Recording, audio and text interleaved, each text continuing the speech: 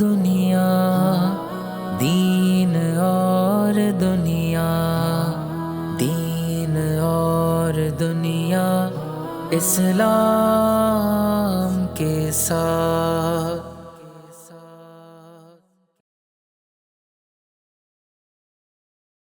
الحمدللہ رب العالمین، الصلاۃ والسلام علی سید الانبیاء والمرسلین، اما بعد فاعوذ باللہ من الشیطان الرجیم، بسم اللہ الرحمن الرحیم۔ تمام ناظرین کو السلام علیکم ورحمۃ اللہ وبرکاتہ۔ میں محمد مدنی رضا اور IDS کے پلیٹ فارم سے ہم پروگرام دین اور دنیا کے تحت ایک نئی سیریز لے کر آپ کی خدمت میں حاضر ہیں، اور اس سیریز میں ہم پیغام اسلام اور الہاد کی حقیقت پر بات کریں گے۔ اگر ہم آج کے دور میں دیکھیں تو جیسا کہ نبی کریم علیہ الصلاۃ والسلام کا فرمان ہے کہ آخری دور میں تم فتنوں کو اس طریقے سے نازل ہوتے دیکھو گے جیسے بارش کے قطرے، تو یقیناً اگر ہم اپنے اطراف میں رونما ہونے والے مختلف فتنوں کو دیکھتے ہیں تو ہمیں ایسا محسوس ہوتا ہے کہ یہ وہی دور ہے کہ جس کے بارے میں میرے آقا علیہ الصلاۃ والسلام نے غیب کی خبر دیتے ہوئے ہمیں اطلاع دی تھی۔ اور انہی فتنوں کے اندر اگر ہم دیکھیں تو ایک بہت بڑا فتنہ جو مسلمانوں کے ایمان پر حملہ آور ہے، جو مسلمانوں کے دلوں میں وساوس ڈالنے کے درپے ہے، تو وہ اگر ہم دیکھیں تو وہ فتنہ الہاد ہے۔ اور اگر ہم اس کے مقابلے میں مسلمانوں کی تیاری دیکھتے ہیں، اگر ہم مسلمانوں کا طرز عمل دیکھتے ہیں، تو ہمیں ایسا محسوس ہوتا ہے کہ آج کے دور کے اندر ایک مسلمان جو ہے اپنے ایمان کی فکر کے سلسلے میں بہت زیادہ کوتاہی کا شکار ہے، اور وہ لوگ کہ جو ایمان کی فکر کر رہے ہیں تو ان کا معاملہ ایسا ہے کہ وہ ذہن میں آنے والے وسوسوں کے تشفی بخش جوابات حاصل نہیں کر پاتے، اس طریقے سے نہ وہ اپنے ایمان کی مکمل طور پر درست طریقے سے حفاظت کر سکیں گے، اور نہ ہی وہ اپنی نسلوں تک دین کا صحیح پیغام پہنچا سکتے ہیں۔ لہٰذا یہ IDS کا ایک سمجھ لیں کہ اپنے طور پر ایک کوشش ہے کہ ہم مسلمانوں کے ذہن میں آنے والے مختلف وسوسوں کو یا اسلام پر ہونے والے مختلف اعتراضات کا تشفی بخش جواب حاصل کریں، اور جو ملحدین خاص طور پر عقل کی روشنی میں اسلام پر اعتراض کرتے ہیں تو اس کا جواب بھی پھر قرآن و حدیث اور عقل کی روشنی میں دیا جائے۔ یہاں پہ میں ناظرین کی وضاحت کے لیے مختصراً اس بات کو عرض کر دوں کہ الہاد کا مطلب اللہ تبارک و تعالیٰ کے وجود کا انکار کرنا ہے۔ جیسے ہم موحد ہیں الحمدللہ، ہم اللہ تبارک و تعالیٰ کے وجود کا اقرار بھی کرتے ہیں، اس کو واحد بھی مانتے ہیں، لیکن جو ملحد ہوتا ہے، جو الہاد کا شکار ہوتا ہے، وہ اللہ تبارک و تعالیٰ کے وجود کا انکار کرتا ہے، اور اس انکار پر مختلف دلائل اپنے طور پر قائم کرتا ہے، جو یقینی سی بات ہے کہ وہ دلائل اتنے مستحکم نہیں ہوتے، لیکن ایک عام آدمی اس کے عدم استحکام کو جاننے سے ناواقف ہوتا ہے، یا اس کے عدم استحکام کو اتنے اچھے انداز سے نہیں جانتا۔ چنانچہ اسی عنوان پر گفتگو کرنے کے لیے ہم نے یہ پوری سیریز آپ کے سامنے پیش کی ہے، لیکن اس سیریز میں جو پہلا ٹاپک ہمارا ہے جس پر ہم آج بات کریں گے، اس میں ہم محبت الہی کی ضرورت اور اس کو حصول کے کیا طریقے ہیں، اس کے حصول کے، اس پر انشاءاللہ ہم گفتگو کریں گے۔ اور اس سلسلے میں گفتگو کرنے کے لیے ہمارے ساتھ بہت ہی دو معزز شخصیات موجود ہیں، جن میں سے پہلی شخصیت حضرت علامہ مفتی انس قادری صاحب موجود ہیں۔ السلام علیکم ورحمۃ اللہ۔ وعلیکم السلام ورحمۃ اللہ۔ قبلہ خیریت سے ہیں آپ؟ اللہ کا شکر، آپ کیسے ہیں؟ اور دوسری شخصیت جو ہمارے ساتھ موجود ہیں وہ مفتی عرفان مدنی صاحب ہیں۔ السلام علیکم ورحمۃ اللہ۔ وعلیکم السلام ورحمۃ قبلہ خیریت سے ہیں آپ؟ اللہ کے۔ اچھا، میں عرض کرتا چلوں کہ اب ہمارا جو یہ پروگرام ہے اس میں انشاءاللہ ہم تینوں مل کر جو ہے وہ اس موضوع پر گفتگو کریں گے، اور یہاں پر یہ بھی میزبان ہے اور میں بھی میزبان ہوں، اسی طریقے سے یہ مہمان بھی ہیں اور میں بھی مہمان ہوں، تو انشاءاللہ ہم اس موضوع پر اپنے طور پر گفتگو کریں گے۔ پہلے ہم اس بات پر تھوڑی سی گفتگو کرتے ہیں کہ ایک مسلمان کے لیے اللہ تبارک و تعالیٰ کی محبت کا حصول کتنا ضروری ہے، اور یہ محبت کیسے اس کو فتنوں سے بچا سکتی ہے، انشاءاللہ پھر ہم اس پر گفتگو کرتے ہیں۔ حضرت اگر آپ اس پر آغاز کریں تو۔ لیکن پہلے تو یہ معلوم ہونا چاہیے کہ محبت کسے کہتے ہیں۔ جب ہمارا عنوان محبت الہی ہے تو محبت پر بات ہونی چاہیے کہ محبت کیا چیز ہے۔ محبت کی ایک تعریف علماء نے یہ لکھی ہے کہ کسی شے کی طرف دل کا مائل ہونا۔ جب ہم کسی پسندیدہ چیز کو، کسی مرغوب شے کو دیکھتے ہیں اور ہمارا دل کسی کی طرف مائل ہوتا ہے تو یہ محبت ہے۔ اور جب ہم محبت الہی پر خاص بات کرتے ہیں تو اس کا معنی الگ ہوتا ہے۔ محبت الہی کا معنی ہوتا ہے اللہ تبارک و تعالیٰ کی رضا اور اس کے قرب کو طلب کرنا اور اس کی تعظیم کرنا۔ ایک تعریف علماء نے یہ لکھی ہے کہ اللہ کی ذات کو اور اس کے پسندیدہ اعمال کو اپنی جان، اپنے مال اور اپنی خواہشات پر ترجیح دینا، یہ محبت کہلاتا ہے۔ ایک طرف اللہ تبارک و تعالیٰ کی ذات ہے، ایک طرف ہماری اپنی ذات ہے، تو جب میں اپنی ذات پر اللہ تعالیٰ کی ذات کو ترجیح دیتا ہوں، ایک طرف میری خواہشات ہیں، ایک طرف اللہ تعالیٰ کا حکم ہے، ایک طرف میری خواہشات ہے، ایک طرف اللہ تعالیٰ کے پسندیدہ اعمال ہیں، تو جب میں اللہ تعالیٰ کے پسندیدہ اعمال کو اپنی خواہشات پر ترجیح دیتا ہوں تو یہ محبت ہے۔ اور حضرت بایزید بستامی رحمۃ اللہ تعالیٰ نے ایک معنی یہ ذکر کیا ہے کہ اپنے عمل کو تھوڑا جاننا، اس کی عطا کو بہت زیادہ جاننا، یہ بھی محبت ہے۔ یعنی میں کثرت کے ساتھ نماز پڑھنے والا ہوں، تلاوت کرنے والا، ذکر کرنے والا، اس کی اطاعت کرنے والا، اس کی بندگی کرنے والا، سب کچھ کرنے کے باوجود بھی اگر میں یہ کہتا ہوں کہ میں نے کچھ نہیں کیا، جیسا کہ ہمارے اسلاف کا طریقہ ہے، جب ہم اپنے اسلاف کی زندگی کو دیکھتے ہیں، وہ ساری زندگی اللہ تعالیٰ کی اطاعت کرنے والے، روزے رکھنے والے، نمازیں پڑھنے والے، اس کے باوجود جب ان سے پوچھا جاتا ہے کہ آپ اس مقام پر کیسے پہنچے، تو انہوں نے کہا کہ ہم نے کچھ نہیں کیا۔ تو آخر میں آ کر اتنا کچھ کرنے کے بعد جب بندہ یہ کہنا شروع کر دے کہ میں نے کچھ نہیں کیا، اور اس کے کچھ کو سب کچھ کہنا شروع کر دے، باوجود پریشانیوں کے، باوجود مشقت کے، یہ کہنا شروع کر دے کہ اللہ نے سب کچھ دیا ہے، یہ محبت ہے۔ ابھی جیسے آپ نے حضرت بایزید بستامی رحمۃ اللہ تعالیٰ علیہ کا یا بزرگوں کا جو بات بتائی کہ اللہ تبارک و تعالیٰ کی جو محبت ہے اس میں انسان عبادت کرتا رہتا ہے لیکن اس کو قلیل سمجھتا ہے، ایک تو یہ رخ ہے، اور دوسرا محبت کا یہ بھی تو رخ ہے نا کہ انسان عبادت کرتا رہے اور وہ یہ نہ دیکھے کہ میری عبادت میں کتنی کثرت ہو رہی ہے، وہ بس اللہ تبارک و تعالیٰ کے قرب پر فوکس رہے۔ جیسا کہ ہم دیکھتے ہیں کہ سرکار مدینہ صلی اللہ علیہ وسلم جب نماز ادا فرمایا کرتے تو آپ کے پیروں میں ورم پڑ جاتے تھے، تو سیدہ عائشہ صدیقہ رضی اللہ تعالیٰ عنہا نے عرض کی کہ حضور آپ کچھ آرام فرما لیں، تو سرکار علیہ السلام نے کیا فرمایا کہ اے عائشہ کیا تم یہ نہیں چاہتی کہ میں اپنے رب کا شکر گزار بندہ بن جاؤں؟ تو یہ بھی ایک محبت ہی تو ہے۔ بے شک۔ تو ہمیں اللہ تبارک و تعالیٰ کی محبت کے حصول کے لیے اپنے طور پر جو ہے وہ اس بات کو سمجھ سکتے ہیں کہ ہمارے دل میں کیا یہ محبت ہے یا نہیں، ورنہ منافقین کا جو ایک وہ ہم دیکھتے ہیں طرز عمل، اگر ہم یہ دیکھیں اس حدیث مبارکہ کی روشنی میں کہ ایک جو اللہ تبارک و تعالیٰ سے محبت کرنے والا فرد ہوتا ہے نا، اس کے لیے اللہ تبارک و تعالیٰ کی عبادت جو ہے وہ پھول سی محسوس ہو جاتی ہے۔ جیسے وہ اللہ تبارک و تعالیٰ نے قرآن میں بھی ارشاد فرمایا نا کہ وَإِنَّهَا لَكَبِيرَةٌ إِلَّا عَلَى الْخَاشِعِينَ، کہ یہ نماز جو ہے وہ اللہ تبارک و تعالیٰ کا خوف رکھنے والوں کے لیے بہت آسان ہے، صحیح۔ ہاں جو اللہ تبارک و تعالیٰ کا خوف نہیں رکھتے ان کے لیے بڑی بھاری ہے۔ یہاں پر میں تھوڑا سا ایڈ کرنا چاہوں گا اس بات کو۔ قرآن مجید میں اللہ تبارک و تعالیٰ ارشاد فرماتا ہے وَمِنَ النَّاسِ مَن يَتَّخِذُ مِن دُونِ اللَّهِ أَندَادًا يُحِبُّونَهُمْ كَحُبِّ اللَّهِ۔ اب یہاں پہ فرمایا کہ وہ لوگ جو اللہ کے علاوہ شریک بناتے ہیں وہ ان شرکاء سے محبت کیسی کرتے ہیں جیسے اللہ کی محبت ہے۔ یعنی اب سوال یہ ہے کہ ایک تو محبت وہ ہوتی ہے نا کہ بالکل اپنے آپ کو فنا کر دینا، اپنے آپ کو ختم کر دینا۔ شاید ابتدائی ایمان میں یا محبت کے ابتدائی درجے میں یا ایمان جس محبت کا تقاضا کرتا ہے وہ عاشق والی محبت یا شوق والی محبت کا تقاضا نہیں ایک عام مسلمان کے لیے، کیونکہ مشرکین جو محبت اپنے بتوں کے لیے یا جن کو وہ اللہ کے علاوہ شریک ٹھہراتے تو ان کے لیے وہ محبت کیسی کرتے تھے کہ بس اس کی رضا اور خوشنودی، اس کو خوش کر دینا۔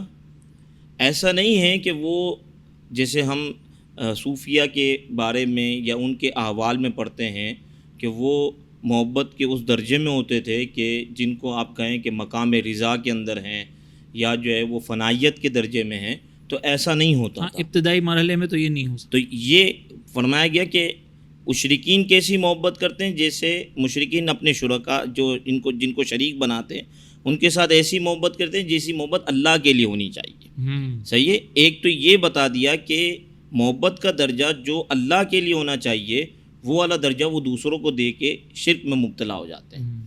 تو یہ وہ محبت ہے کہ جو رضا اور خوشنودی یہ والی کہ ایک بندہ عبادت کرے اللہ کی اور اللہ سے محبت کرے اور اس سے اپنی امیدوں کو وابستہ کر لے، وہ فنائیت کا درجہ نہیں۔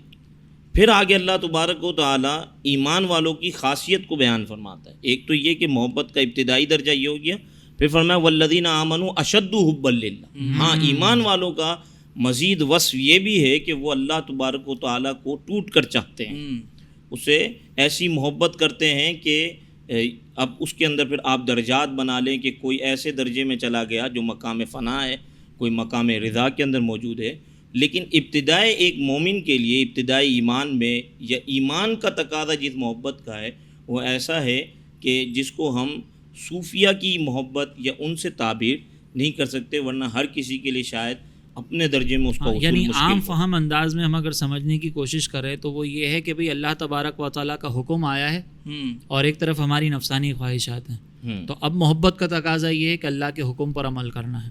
جی ایک طرف سوسائٹی کے تقاضے اور ایک طرف جو ہے وہ اللہ تبارک و تعالیٰ کا حکم ہے، تو سوسائٹی کے تقاضوں کو پیچھے رکھ دیں اور جو ہے وہ اللہ تبارک و تعالیٰ کے حکم پر عمل کریں۔ اور یہ اس کا مطلب یہ ہوا کہ ایک مومن کا سب سے بڑھ کر تعلق اللہ سے ہونا چاہیے، ہاں جیسا کہ انس بھائی نے آیت پڑھی والذین آمنوا اشد حبا للہ، کہ ایمان والے تو حقیقتاً وہی ہوتے ہیں کہ جو اللہ سے شدید ترین محبت کرنے والے، یہاں صرف محبت نہیں کہا، سب سے بڑھ کر محبت کرنے والے۔ تو اس سے یہ اشارہ ملتا ہے کہ مومن کا سب سے گہرا تعلق، مومن کا سب سے مضبوط تعلق اگر کسی سے ہوتا ہے تو اللہ تعالیٰ واللہ سے۔ یہی ہمیں مطلب اگر ہم دیکھیں تو محبت کی ضرورت بھی جو ہے نا وہ ہمیں اس طرف لے کر آتی ہے، یعنی اس میں یہ بھی اشارہ ہے کہ اللہ تبارک و تعالیٰ کی محبت ضروری کیوں ہے، ضروری کیوں ہے؟ تو یہ ایمان کی ایک ہماری سمجھ لیں کہ ضرورت بھی ہے کہ ہم اللہ تبارک و تعالیٰ سے ٹوٹ کر محبت کریں، اس سے چاہیں۔ اچھا، اب جیسے یہ بات ہوئی کہ ایمان کا آسان ترین مفہوم یا محبت الہی کا آسان ترین مفہوم یہ ہے کہ ایک طرف اللہ تبارک و تعالیٰ کا حکم ہو اور دوسری طرف جو ہے وہ معاشرے کے تقاضے ہوں، نفسانی تقاضے ہوں، تو ہمیں سب سے زیادہ فوقیت جو وہ اللہ کے حکم کو دینی ہے۔ اگر اس اعتبار سے دیکھا جائے نا تو ہمارے ایمان کی بنیاد کے لیے ضرورت بھی تو جائے نا۔ ایسا ہی میرے آقا علیہ الصلوۃ والسلام سے جیسے عرض کی گئی کہ یا رسول اللہ ایمان کیا ہے، تو سرکار علیہ الصلوۃ والسلام نے فرمایا کہ تیرا اللہ اور اس کے رسول سے سب سے زیادہ بڑھ کے محبت کرنا، یہ ایمان ہے۔ تو اس کا مطلب یہ کہ ایمان کی کاملیت ہی اس پر موقوف ہے۔ اس اعتبار سے بھی اگر ہم دیکھیں نا تو اللہ تبارک و تعالیٰ کی محبت ہمارے لیے بہت ضروری ہے کہ ہم ہر چیز کے اندر جو اللہ تبارک و تعالیٰ کی محبت کو شامل کریں، اور جب یہ محبت شامل ہوتی ہے تو پھر تو انسان کی زندگی سنور جاتی ہے۔ ایمان کی چاشنی جیسا کہ فرمایا تھا، جیسا کہ حدیث پاک کے اندر بھی آتا ہے کہ جس شخص میں 3 باتیں پائی جائیں تو وہ ایمان کی حلاوت یعنی ایمان کی لذت کو پا لے گا۔ پہلا وہ کہ جو اللہ اور اس کے رسول سے محبت کرے اور ان کے ماں سوا سے ایسی محبت نہ ہو، اور دوسری بات یہ کہ وہ اگر کسی سے محبت کرتا ہے تو وہ بھی اللہ کے لیے محبت ہو، اور تیسری بات یہ کہ وہ ایمان کے بعد کفر کی طرف لوٹنے کو ایسا ناپسند کرے جیسے وہ آگ میں کود جانے کو ناپسند کرتا ہے۔ اچھا، یہ ایمان کی چاشنی جو ہے یہ فیل کرنے سے آئے گی۔ اب اگر ہم صرف لفاظی پہ دیکھیں تو وہ ایمان کی چاشنی ہے نا، وہ لفظوں سے شاید فیل نہ ہو سکے۔ اب یہ فیل کیسے ہوتی ہے کہ انسان جو ہے وہ ایمان کی چاشنی جب محسوس کرتا ہے نا تو دل کے اندر اس کو ایک سکون میسر آتا ہے، ایک راحت ہے، ایک بے چینی جو اس کے اندر ایک غیر محسوس طریقے سے انسان کہتا ہے نا یار مزہ نہیں آ رہا۔ تو میں اگر اس پہ یوں کہوں سمجھانے کے لیے کہ بعض اوقات ہم جب دل غمگین ہوتا ہے، کسی بھی وجہ سے غمگین ہو، اور انسان جب رونا شروع کر دے تو رونے کے بعد جو اس کے دل کے اندر ہے نا ایک تسکین سی محسوس ہوتی ہے نا، یہ اگر اللہ کی یاد میں ہو اور ایمان کی حلاوت کے لیے ہو تو پھر ایسے سکون محسوس ہوتا ہے۔ اس میں اصل میں ذہن سازی کی آپ کیا فرماتے کہ اپنی توجہ کی بھی اصل ضرورت ہے کہ انسان اپنی توجہ بھی اس طرف لگائے۔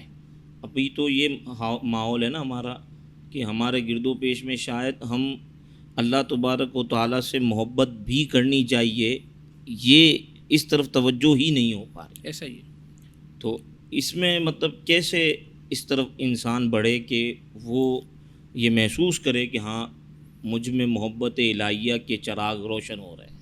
حلاوت ایمانی پر جیسے بھی آپ نے بات کی اور مفتی صاحب نے بھی بات کی کہ جس میں 3 خوبیاں ہوں وہ ایمان کی حلاوت کو پالے گا، تو مفتی صاحب نے کہا کہ ایمان کی حلاوت سے اس کو محسوس کرنا پڑے گا۔ اچھا، اس پر علامہ نووی رحمۃ اللہ تعالی علیہ کا مجھے اس کا قول یاد آ گیا، آپ نے اسی حدیث کے تحت لکھا ہے حلاوت ایمانی کا معنی کیا ہے۔ جب ہم کہتے ہیں کہ جس میں یہ 3 خوبیاں ہوں، ثلاث من کن فیہ وجد حلاوت الایمان، جس میں 3 خوبیاں ہوں ایمان کی حلاوت کو پالے گا۔ اب اس میں سب سے پہلی چیز یہ ہے کہ اللہ اور اس کے رسول سے سب سے بڑھ کر محبت ہو۔ تو اب یہ اللہ سے محبت کے بعد جو حلاوت ایمانی حاصل ہوگی یہ کیا ہے؟ اس پر علامہ نووی نے فرمایا کہ یہاں پر حلاوت ایمانی میں جو ایمان ہے، ایمان سے مراد ایمان کے مقتضیات ہیں، اس سے مراد ہے اطاعت میں لذت آنا، اللہ کی عبادت پر، اس کی اطاعت پر اور پھر اس عبادت و اطاعت میں جو تکالیف آئیں گی، اس میں جو لطف ہے، سرور ہے، یہ ہے حلاوت ایمان. ہماری عبادات کے اندر وہ لذتیں نہیں ہیں، ہماری نمازوں کے اندر وہ سکون نہیں ہے، ہمارے روزوں کے اندر وہ لطف نہیں ہے، تو ہم ذکر میں، نماز میں، تلاوت میں وہ لطف محسوس کیوں نہیں کر رہے؟ اس لیے کہ اللہ اس کے رسول سے ہمارا تعلق مضبوط نہیں ہے. تو کسی شاعر نے کہا کہ نماز و روزہ و قربانی و حج یہ سب باقی ہیں، تو باقی نہیں ہے. اچھا، اس میں وہ ایک حدیث مبارکہ بھی ہے نا کہ منافق جب کوئی گناہ کرتا ہے تو سرکار علیہ السلام نے فرمایا کہ اس کا گناہ کرنے کے بعد اس کو ایسا بوجھ محسوس ہوتا ہے کہ جیسے مکھی جو وہ بیٹھ گئی، تو وہ اس کو فیل ہی نہیں ہوتا اتنا زیادہ. لیکن جب مومن کوئی گناہ کرتا ہے تو اس کو ایسا محسوس ہوتا ہے کہ جیسے وہ پہاڑ کے نیچے آ گیا ہو. تو یہ ہے حلاوت ایمانی. اب جیسے مثال کے طور پر ہمارے یہاں پر لوگ 3 گھنٹے تک جو ہے وہ فلمیں دیکھ رہے ہوں گے، ڈرامے دیکھ رہے ہوں گے، تو ان کے لیے بڑا آسان ہوگا، لیکن نماز پڑھنا بہت مشکل ہو جائے گا. تو جیسے کہ ابھی آپ نے فرمایا کہ نماز پڑھنا ان کے لیے آسان ہو، روزے رکھنا ان کے لیے آسان ہو، بوجھ محسوس نہ کریں وہ، تو یہ ہے حلاوت ایمانی کا ایک تقاضا. اور پھر آپ دیکھیں کہ یہ اطاعت الہی، جیسے کہ اس طرف اشارہ کیا کہ ہمارے لیے عبادت کرنا آسان ہو جائے، تو یہ اطاعت الہی کی طرف آنے کے لیے بھی تو محبت ضروری ہے نا. اور پھر اسی اطاعت کی بنیاد پر انسان اخروی کامیابی بھی حاصل کر سکتا ہے. اور یہ اخروی کامیابی جب موقوفی اس بات پر ہے کہ ہم نے اطاعت کرنی ہے، تو پھر یہ اطاعت محبت کے بغیر ہو نہیں سکتی اتنی آسانی سے. یہاں پہ میں ایک پوائنٹ اطاعت سے ہی ملانا چاہوں گا کہ دیگر مذاہب کے اندر بھی، یعنی دیگر جو دین کے ماننے والے، مذاہب کے ماننے والے، تو وہاں بھی مجاہدہ اور پریکٹس باقاعدہ کرائی جاتی ہے کہ انسان جو ہے وہ خدا کے قریب ہو جائے. لیکن شرط کیا ہے کہ اللہ تبارک و تعالیٰ کی محبت ملے گی کیسے؟ کیا کسی بھی قسم کا مجاہدہ بندہ کرنا شروع کر دے؟ آپ جانتے ہیں کہ کوئی جو ہے نا وہ یوگا کرتا ہے، کوئی کیا کرتا ہے، مختلف پریکٹس کرتے رہتے ہیں اس حوالے سے بھی کہ وہ اپنے اندر ایک باطنی قوتوں کو پیدا کریں اور خدا کے قریب ہو جائیں. تو قرآن مجید نے اس کی شرط کو بیان کیا ہے. فرمایا قل ان کنتم تحبون اللہ فاتبعونی یحببکم اللہ. اے حبیب علیہ الصلوۃ والسلام، آپ فرما دیجئے کہ اگر تم اس بات کے دعوے دار ہو کہ تم اللہ سے محبت کرتے ہو تو میری اتباع کرو. یعنی رسول اللہ علیہ الصلوۃ والسلام کی اتباع کرو. حضور علیہ الصلوۃ والسلام کی اتباع کرو گے تو کیا ہوگا؟ تم چلے تھے محب بننے، محبت کرنے والے بننے نکلے تھے کہ تم محبت کرو گے، یحببکم اللہ، اللہ تمہیں محبوب بنا لے گا. یعنی پہلے تم چاہتے تھے کہ تم خدا سے محبت کرو، لیکن اس کا نتیجہ تمہیں یہ ملے گا کہ اللہ تبارک و تعالیٰ جو ہے وہ تم سے محبت کرے گا. تو گویا کہ اب 2 طرفہ محبت کی سند مل جائے گی تمہیں. ایک طرف تو وہ نکلا تھا دعوے دار بننے کے لیے، لیکن حضور کی اطاعت اس میں شرط ہے. تو اب اگر کوئی یہ کہے کہ میں بھی خدا کو مانتا ہوں، میں بھی کوشش کرتا ہوں کہ میں خدا کی طرف یعنی رغبت حاصل کروں، اس کا قرب حاصل کروں، تو دیکھا جائے گا کہ وہ کس راستے سے آ رہا ہے. حضرت یہ محبت پھر یہ حاصل کیسے ہوگی؟ جیسا کہ حضرت نے ذکر کیا کہ دیگر مذاہب کے لوگ بھی جس بھی معبود کو مانتے ہیں تو وہ اس کی محبت کو حاصل کرنے کی کوشش کرتے ہیں. تو یہ کیسے حاصل ہوگی؟ دیکھیے، پہلا تو حضرت نے خود ہی ذکر کیا کہ اطاعت رسول جو ہے نا، یہ بہترین ذریعہ ہے اللہ تبارک و تعالیٰ کی محبت کے حصول کا.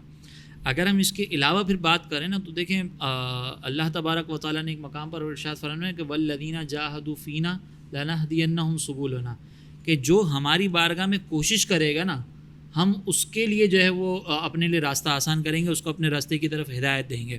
تو اس کا مطلب یہ کہ پہلے ذہن تو بنائے نا کہ ہم نے یہ کام کرنا ہے.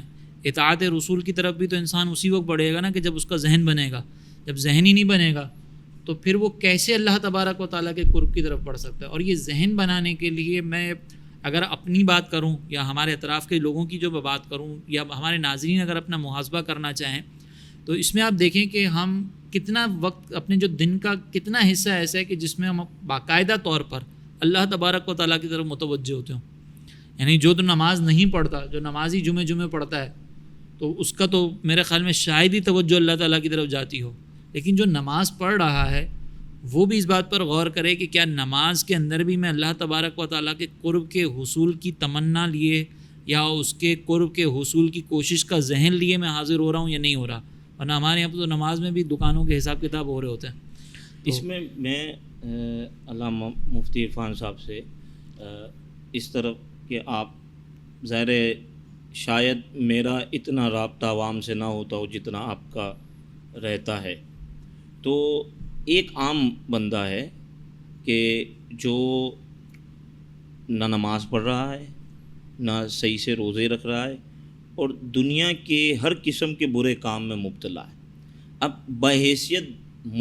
بحیثیت دائی اور بحیثیت مبلغ کون سے ایسے پہلو ہیں کہ جس کی طرف جو ہے مبلغ کو توجہ کرنی ہے تاکہ لوگ اس طرف راغب ہوں، اللہ تبارک و تعالیٰ کی محبت کی طرف آئیں؟ ان کو کون سا ایسا احساس دلایا جائے کہ وہ اس طرف توجہ کر کے اللہ تبارک و تعالیٰ کی محبت کی طرف راغب ہوں؟ دیکھیں عوام کو اللہ کی محبت حاصل تو ہوتی ہے، یعنی کچھ نہ کچھ محبت ہے، تبھی تو وہ اہل ایمان ہے۔ کچھ محبت تو حاصل ہے کہ ان کا شاعر اسلام کی تعظیم کرنا، اللہ تبارک و تعالیٰ کو واحد ماننا، اس کے ساتھ کسی کو شریک نہ کرنا، تو ایمان والوں کو محبت تو ہے۔ ہم یہ کہہ سکتے ہیں وہ کمال درجے کی محبت عوام کو حاصل نہیں ہوتی۔ تو اس کے لیے یہ ہے کہ سب سے پہلے تو ہم ان کو یہ ترغیب دیں کہ وہ علماء صلحاء سے اپنے تعلق کو مضبوط کریں۔ علماء صلحاء سے تعلق مضبوط کریں گے تو پھر ان کے ذریعے سے قرآن سے تعلق مضبوط ہوگا، ان کے ذریعے سے حدیث سے تعلق مضبوط ہوگا، اور یہ قرآن سے حدیث سے تعلق کا مضبوط ہونا اللہ تبارک و تعالیٰ کی طرف راغب کرے گا۔ تو سب سے پہلا طریقہ یہ ہونا چاہیے کہ ہم لوگوں کو اپنے قریب کریں۔ اگر ہم ایک دائی کی حیثیت رکھتے ہیں، مبلغ ہیں، تو سب سے پہلے ہم اس کو اپنے قریب کریں اور کوشش کریں کہ اس کی ہم تربیت کرتے رہیں۔ اللہ تبارک و تعالیٰ کی رحمت کے واقعات ہم ذکر کر سکتے ہیں، جیسا کہ ہمارا یہ عنوان بھی ہے، اللہ تبارک و تعالیٰ کے رحمت کے واقعات جب ہم ذکر کریں گے کہ اللہ رحمان ہے وہ رحیم ہے، اس کی صفت ہے ستاریت، اس کی صفت ہے غفاریت، کہ وہ باوجود ہمیں گناہ کرنے کے وہ ہمارے گناہوں کو چھپاتا ہے، دنیا میں بھی ہمارے عیبوں کو چھپا رہا ہے، میدان معاشر میں بھی عیبوں کو چھپائے گا۔ حدیث میں آیا، سرکار نے فرمایا کہ میدان معاشر میں ایک بندہ ہوگا، اللہ تبارک و تعالیٰ اس کو قریب بلائے گا، اس کو چھپا لے گا اور اس کو فرمائے گا تو نے فلاں فلاں گناہ کیا تھا؟ وہ کہے گا ہاں کیا تھا۔ تو اب جب وہ اقرار کر لے گا تو یہ سمجھے گا کہ میں ہلاک ہوا، تو اللہ تبارک و تعالیٰ فرمائے گا میں نے دنیا میں بھی تیرے عیبوں کو چھپایا اور یہاں بھی تیرے عیب کو چھپاتا ہوں، اور جا میں نے تجھے بخش دیا۔ تو جب ہم اللہ تبارک و تعالیٰ کی صفات رحمت کا ذکر کریں گے اور جب ہم اس کی صفات بیان کریں گے تو وہ بندہ اللہ کی رحمت سے، اللہ کی صفت غفاریت، صفت ستاریت کو جب وہ سنے گا، اس پر غور کرے گا تو اللہ کے قریب ہوگا۔ ایک واقعہ اور ذکر کرتا ہوں، یہ بخاری کے اندر موجود ہے۔ سرکار نے فرمایا میدان محشر میں جب اللہ تبارک و تعالیٰ تمام لوگوں سے حساب و کتاب لے لے گا، ایک بندہ ہوگا کہ جو رہ جائے گا اور وہ اس کا رخ ہوگا دوزخ کی طرف، وہ دوزخ کی طرف کھڑا ہوگا اور دوزخ کی بدبو اور اس کی گرمی سے اس کا چہرہ جھلس جائے گا، اس کی بدبو سے وہ پریشان ہوگا، اس کی گرمی سے وہ اس کا چہرہ جھلس جائے گا۔ عرض کرے گا باری تعالیٰ تجھ سے میں سوال کرتا ہوں کہ تو میرا رخ دوزخ سے پھیر دے۔ تو اللہ فرمائے گا کہ اگر میں نے تجھے دے دیا تو کچھ اور سوال تو نہیں کرے گا؟ وہ کہے گا اے باری تعالیٰ میں تیری عزت کی قسم کھاتا ہوں کہ میں اور کوئی سوال نہیں کروں گا۔ تو اللہ تبارک و تعالیٰ کی اجازت سے پھر اس کا رخ جنت کی طرف کر دیا جائے گا۔ اب جب وہ جنت کی طرف رخ کرے گا تو جنت کی سرسبز ہونا، اس کا شاداب ہونا، اس کی ٹھنڈی ٹھنڈی ہوائیں، اس کی جب وہ نعمتیں دیکھے گا، پھر اللہ کی بارگاہ میں عرض کرے گا باری تعالیٰ میں تجھ سے سوال کرتا ہوں کہ تو مجھے جنت کے قریب کر دے۔ سبحان اللہ۔ اب جب وہ یہ سوال کرے گا تو اللہ فرمائے گا تو نے تو وعدہ کیا تھا کہ اے اللہ تیری عزت کی قسم میں اس کے علاوہ کوئی سوال نہیں کروں گا۔ تو وہ کہے گا اے اللہ میں محروم القسمت نہیں ہونا چاہتا، اے مالک تو میرے اس سوال کو پورا کر دے اور مجھے جنت کے قریب کر دے۔ تو جب وہ جنت کے قریب جائے گا تو اب وہ جنت کی ٹھنڈی ٹھنڈی ہوائیں، جنت کی نعمتیں، اہل جنت کے حوال جب دیکھے گا تو وہ کچھ دیر خاموش رہنے کے بعد پھر اللہ کی بارگاہ میں سوال کرے گا ربی ادخلنی الجنہ، اے رب مجھے جنت میں داخل کر دے۔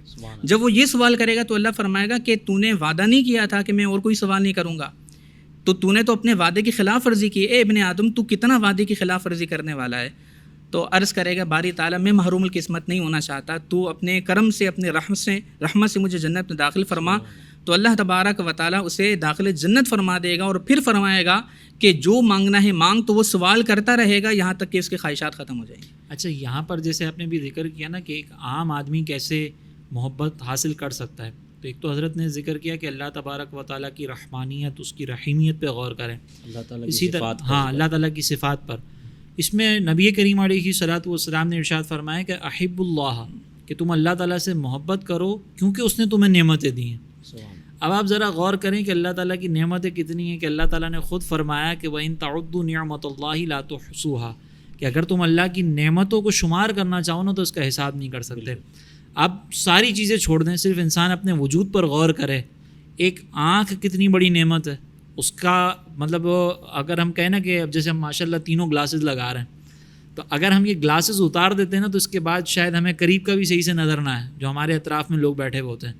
تو آنکھ کا مکمل طور پر صحیح ہونا یہ بھی بہت بڑی نعمت ہے. یہ تو گلاسز والے جانتے ہیں نا کہ گلاسز لگانے میں کتنی پریشانیاں ہوتی ہیں، گلاس ٹوٹ جائے تو کتنا مسئلہ ہوتا ہے. لیکن جس کو یہ نعمت حاصل ہے کہ اس کی آنکھیں بالکل درست ہیں، اس کی نظر میں کوئی کمزوری نہیں ہے، پھر کلر بلائنڈ ہونا. اب زندگی کے مختلف رنگ ہیں جو ہماری زندگی میں جو ہے نا وہ ایک سرور پیدا کرتے ہیں. اب مثال کے طور پر یہ کلرز جو ہمارے اطراف میں موجود ہیں، میں اس کو دیکھ ہی نہ سکوں تو مجھے اس کی خوبصورتی کیسے پتہ چلے گی، کیسے دل میں سرور پیدا ہوگا.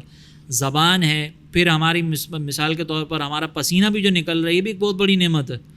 ویسے تو ہم اس سے کرات محسوس کرتے ہیں لیکن یہ بہت بڑی نعمت ہے. اور یہاں سے یہ بھی جو آپ نے ظاہر یہ کلر وغیرہ کا ذکر کیا ہے، تو انسان جب کائنات کے حسن و جمال کو دیکھتا ہے اور کائنات کی رنگینیوں کو دیکھتا ہے تو اس کی توجہ اس طرف تو لازمی جانی چاہیے کہ جس نے اس قدر خوبصورت جہاں کو بنایا ہے تو وہ کس قدر حسن و جمال والا ہوگا. ہاں، کہ اللہ تبارک و تعالیٰ جمیل ہے اور جمال کو پسند کرتا ہے تو وہ کس قدر جمال والا ہوگا جب اس کی کائنات جو ہے وہ اتنی حسین اور جمیل بنی ہوئی ہے. آپ نے ایک پوائنٹ یہ بات کہی تھی کہ کوئی بھی عام مومن، عام بندہ ہے جو مسلمان ہے تو وہ اللہ سے محبت تو کرتا ہے.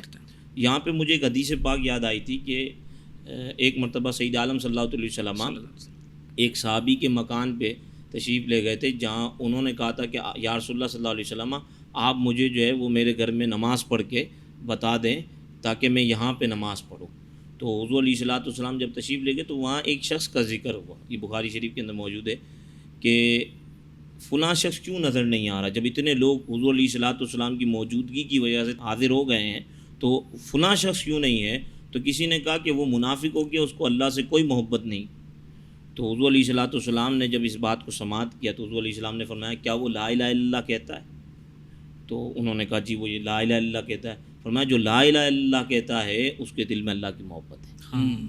تو کسی نہ کسی درجے میں محبت موجود ہے، بس اس کو بڑھانا ہے. اچھا، حضرت نے جیسے ذکر کیا، آپ نے شروع میں جیسے ابھی ذکر کیا تھا کہ اللہ تبارک و تعالیٰ کی نعمتوں میں غور و تفکر یہ بھی محبت میں اضافے کا سبب ہے. اسی طریقے سے کائنات کے نظام میں جیسے آپ نے بھی اشارتاً اس میں ذکر کیا کہ اللہ تبارک و تعالیٰ نے یہ اس کا جو حسن تخلیق ہے، حسن تنظیم ہے، تو جب اللہ تعالیٰ کی یہ تخلیق اتنی حسین ہے تو اللہ تبارک و تعالیٰ اپنی شان کے مطابق وہ کتنا حسین و جمیل ہوگا کہ اللہ جمیل و یحب الجمال. اچھا، اس کے ساتھ ساتھ کائنات کے نظام میں غور و تفکر آپ نے اس میں اشارہ کیا ہے.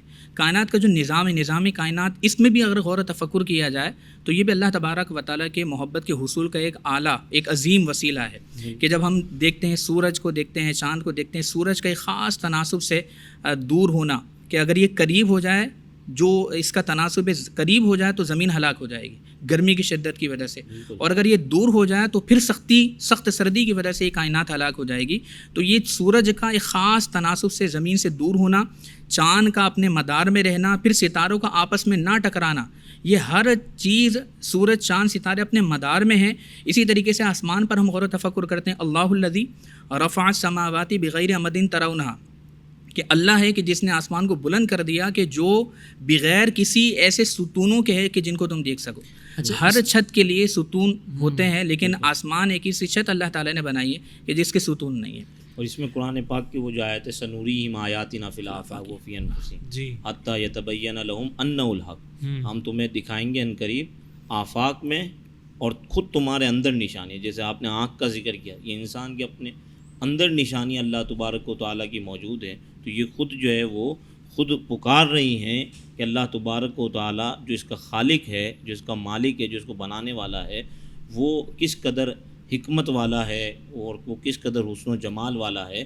تو یہ چیزوں پہ جب بندہ غور و فکر کرتا ہے تو انسان اللہ تبارک و تعالیٰ کی محبت کی لذت کو اپنے اندر محسوس کرنا. اس میں یہ کائنات کو غور و تفکر کرنے کے بعد ہمیں اللہ تبارک و تعالیٰ سے محبت کرنی ہے.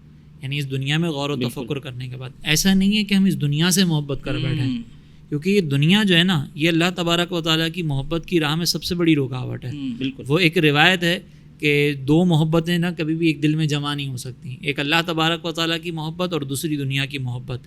اگر کسی نے دنیا سے اس طرح محبت کر لی کہ دنیا اللہ کے قرب کا سبب بننے کی بجائے اللہ سے دوری کا سبب بنے تو پھر ایسی محبت دنیا سے نہیں چاہیے. ہم نے اس کائنات میں غور و تفکر کرنا ہے, اس کے تمام چیزوں پر نظر ڈالنی ہے کہ کائنات کی تخلیق کیسے ہے, اور یقینی سی بات ہے کہ اپنی ضرورت کی حد تک اس میں سے چیزیں بھی ہم نے اس سے منفعت بھی حاصل کرنی ہے, لیکن اس میں غور و تفکر کا جو بنیادی مقصد ہے وہ یہ ہونا چاہیے کہ ہم اس کائنات میں غور و تفکر کر کے اللہ کی محبت حاصل کریں, نہ کہ ہم اس کائنات اور اس محبت کے اندر ڈوب جائیں. یعنی یوں کہہ سکتے ہیں ہم کہ ہمیں اللہ تبارک و تعالیٰ کی محبت کے حصول کے لیے جو چیزیں رکاوٹ ہیں نا ان کو بھی دور کرنا. اس میں مجھے ایک اسی بات سے بات یاد آئی کہ بیت اللہ شریف جہاں موجود ہے, جس کو قرآن میں وادی غیر ذی زر کہا گیا, تو میں ایک پڑھ رہا تھا ایک کتاب کے اندر, وہاں پہ انہوں نے کہا کہ یعنی ایک شخص نے سوال کیا کہ یہ خانہ کعبہ کے گرد جو پہاڑ ہیں, اگر ان پہاڑوں کو دیکھا جائے تو یہ سیاہ پہاڑ ہیں, حالانکہ دنیا کے اندر کیسے شاندار مقامات ہیں. پاکستان میں بھی اگر کوئی گلگت بلتستان کی طرف چلے جائے, کشمیر کی وادیوں میں چلے جائے, کیسے حسن و جمال والی جگہیں, لیکن خاص بیت اللہ جہاں ہے اس کی گرمی بھی تپش بھی اپنی ہے.